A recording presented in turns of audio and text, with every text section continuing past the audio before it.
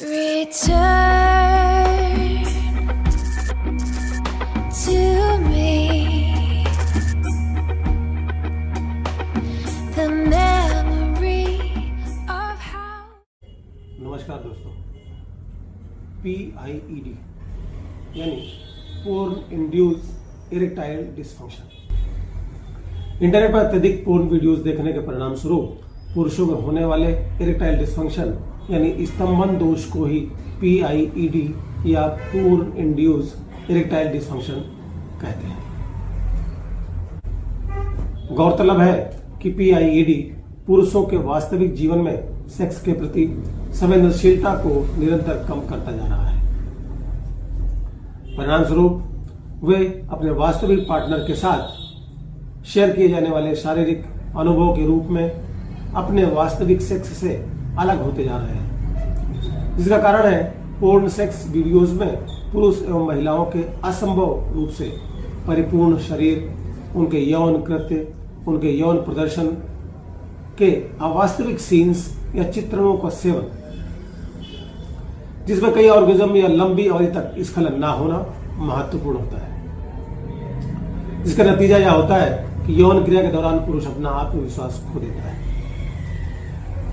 और शरीर की छवि को लेकर वह आत्मसम्मान से भी पीड़ित हो जाता है, जो उनके प्रदर्शन करने की क्षमता को प्रभावित करता है, जिसकी वजह से पुरुष यौन सुख के उस चरम तक पहुंचने या उसे बनाए रखने में असमर्थ हो जाता है।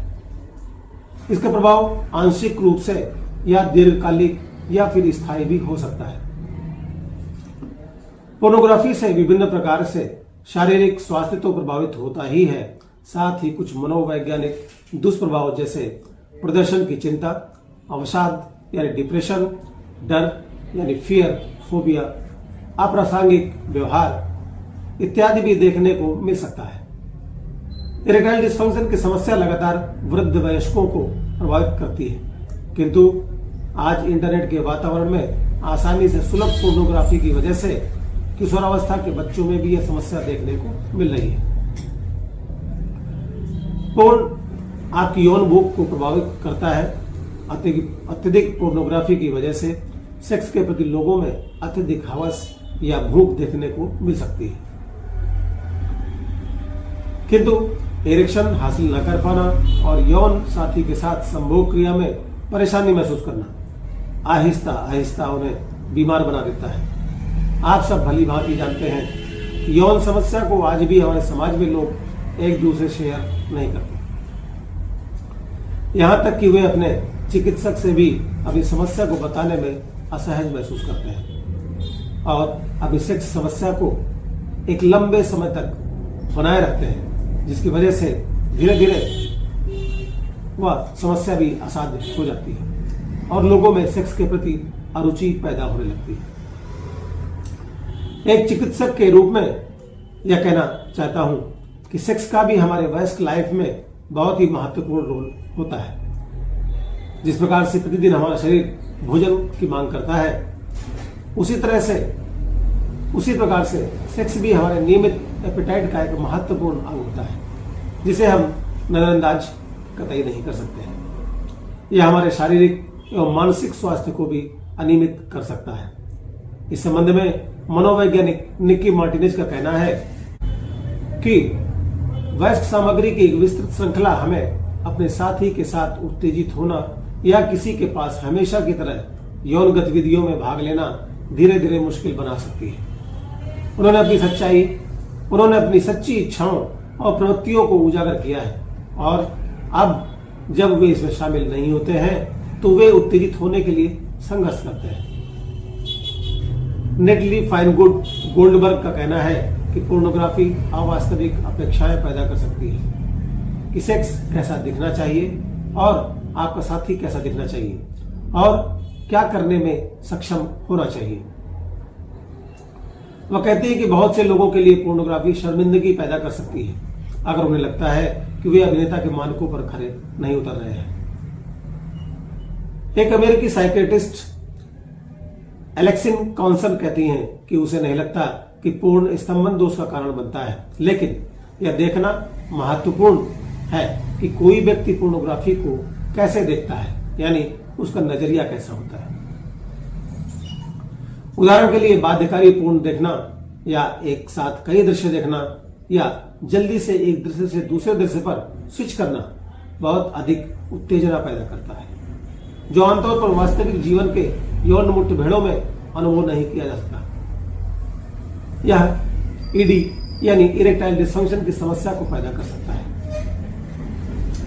इसके अलावा पुरुषों को पोर्न में देखना असुरक्षित की भावना पैदा कर सकता है। यदि पुरुष खुद की तुलना अभिनेताओं से करते हैं, जिसकी वजह से भी इरेक्टाइल डिसफंक्शन की समस्या पैदा हो सकती है।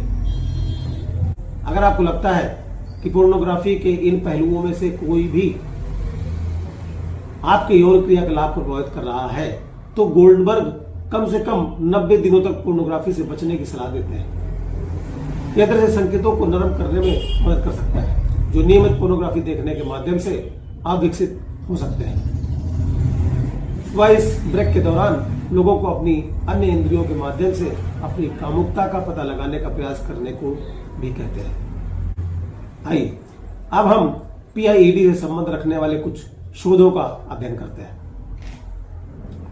वर्ष 2011 में 28,000 प्रतिभागियों के इटालवी अध्ययन ने सेक्स के प्रति पुरुष दृष्टिकोण पर पोर्न के उपयोग की भूमिका को देखा।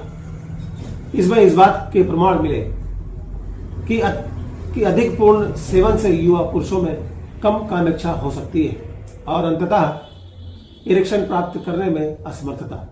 अध्ययन के बाद शोधकर्ताओं ने टिप्पणी की कि कई पुरुषों के वास्तविक जीवन के यौन संबंधों के बाहर अपने पहले यौन अनुभव के कारण उनके बाद के यौन संबंध उनकी अपेक्षाओं के अनुरूप नहीं थे। इसी तरह यौन रोग और पोर्नोग्राफी के बीच के लिंक के पीछे तंत्रिका विज्ञान की जांच करने वाली नैदानिक रिपोर्टों के साथ एक समीक्षा ने पीआईईडी की घटना में चिकित्सा सिद्धांतों की एक श्रृंखला पर विचार किया। इसने डोपामाइन के स्तर पर पोर्नोग्राफी के प्रभाव का अनुमान लगाया और सुझाव दिया कि पोर्नोग्राफी की अति उत्तेजक गुणवत्ता डोपामाइन के अविश्वसनीय रूप से उच्च स्तर को ट्रिगर करती है।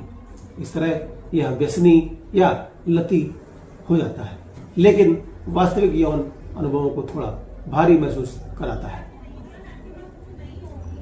अंत में 2014 के एक सनसनीखेज अध्ययन में यौन उत्तेजना से जुड़े मस्तिष्क के कुछ हिस्सों में पोर्न देखे जाने की संख्या और ग्रे पदार्थ की कम मात्रा के बीच एक संभावित लिंक पाया गया। एक अध्ययन यह बताता है कि पोर्नोग्राफी हमारे दिमाग की संरचना पर बहुत गंभीर प्रभाव डाल सकता है।